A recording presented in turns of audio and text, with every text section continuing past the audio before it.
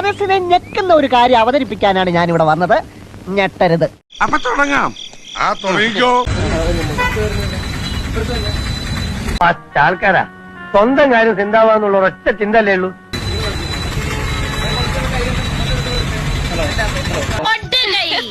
പെണ്ണുങ്ങളായ ഇങ്ങനെ തന്നെ വേണം. അല്ലെങ്കിലും ഈ പെണ്ണിന് ഈയിടായിട്ട് കുറച്ച് അഹങ്കാരം കൂടുതലില്ലേ? അഹങ്കാരോ?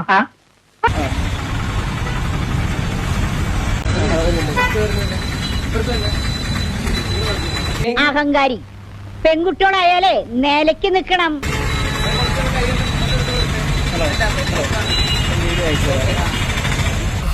വിവരമുള്ളവർ പറഞ്ഞൊരു കാര്യമുണ്ട്. Don't judge a book by its cover. മനസ്സിലായോ?